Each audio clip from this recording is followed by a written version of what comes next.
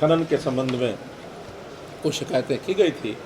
ये ठीक है कि खनन एक ऐसा विषय है जो कहीं ना कहीं कोई ना कोई शिकायत, कोई कमी, चाहे ओवरलोडिंग की, चाहे इलीगल माइनिंग की, ये लगातार हमको मिलती है। लेकिन उसके ऊपर तो खनन विभाग और हमारा होम डिपार्टमेंट पुलिस सख्ती भी करती है, चालान भी अवध करती है, लोगों को गिरफ्तार भी किया है, वाहनों को इम्पाउंड भी किया है।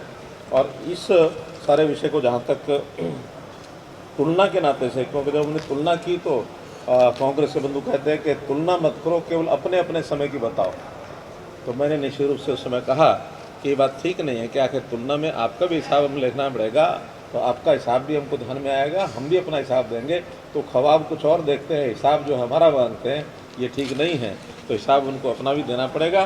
तो हमने उनको बताया कि जहाँ तक पिछले 14 साल, यानी 7 साल हमारे और 7 साल उनका अगर कंपेयर करते हैं तो एफआईआर की संख्या उनके 7 साल में 871 थी, और उसके बाद हमारे 7 साल में 2406 एफआईआर हुई है, 3 गुना से भी ज़्यादा। ऐसे ही जो जुर्माना किया गया है, उनके तो 7 साल में कुल 31 करोड़ रुपए का जुर्माना आया था, लेकिन अभी 7 साल में 154 करोड़ रुपए का ये जुर्माना वसूला गया।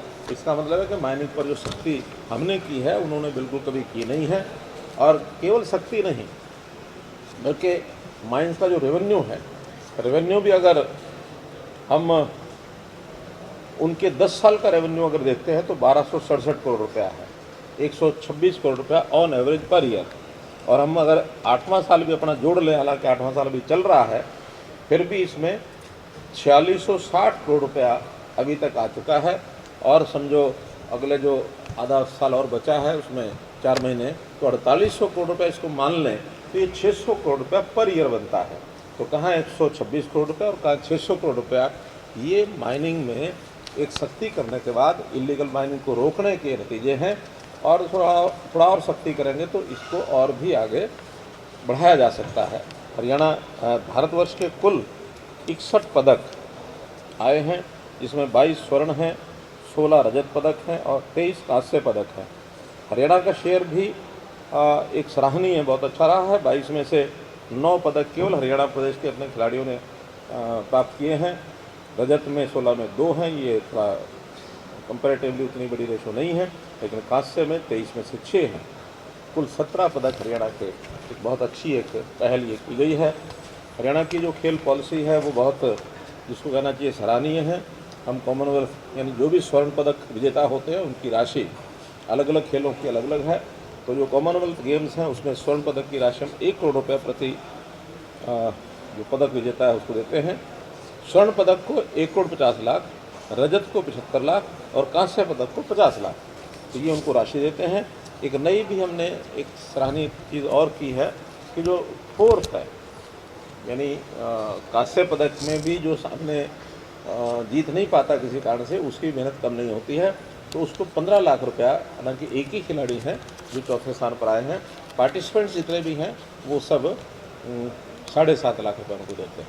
एक विषय जो सर्वसम्मत रेजोल्यूशन पास किया गया है वो है पंजाब विश्वविद्यालय चंडीगढ़ में हरियाणा की भागीदारी। बहुत पहले हरियाणा की भागीदारी इसमें होती थी, लेकिन 1997 में किन्हीं विशेष कारणों से ये भागीदारी ख़त्म की गई थी। लेकिन अभी फिर से हमने मांग की है, मैंने भी स्वयं पत्र लिखे हैं, गृह मंत्री को लिखे हैं, डिप्टी स्पीकर साहब ने वाइस प्रेसिडेंट ऑफ इंडिया जो चांसलर हैं पंजाब यूनिवर्सिटी के, उनको भी पत्र लिखा है। नॉर्थ रीजनल काउंसिल की मीटिंग में भी हमने विषय उठाया था, आज भी उसको सर्वसम्मति से पारित किया है हमने। और इसका जो खर्च भी है वो पहले हम जो देते थे बाद में बंद कर दिया गया, अब हम उसका खर्च भी पूरा देने के लिए तैयार हैं। पंजाब यूनिवर्सिटी को एक बड़ी कठिनाई आर्थिक संसाधनों की कमी से जूझना उनको पड़ रहा है, तो इसलिए उसको हम जो हमारी हिस्से की जो भी कंट्रीब्यूशन है उसको भी हम देंगे। और हम ज़रूर आग्रह करते हैं कि हरियाणा का हिस्सा उसमें फिर से आए, ताकि कुछ ज़िलों के जो कॉलेज हैं आसपास के वो पंजाब यूनिवर्सिटी का तो एफिलेट किए जाएँ। हमसे जुड़े रहने के लिए हमारे YouTube चैनल को सब्सक्राइब करें और नई वीडियो की नोटिफिकेशन के लिए बेल आइकॉन को दबाएं। अगर आप ये वीडियो Facebook पर देख रहे हैं तो लाइक जरूर करें और ज्यादा से ज्यादा शेयर करें। धन्यवाद।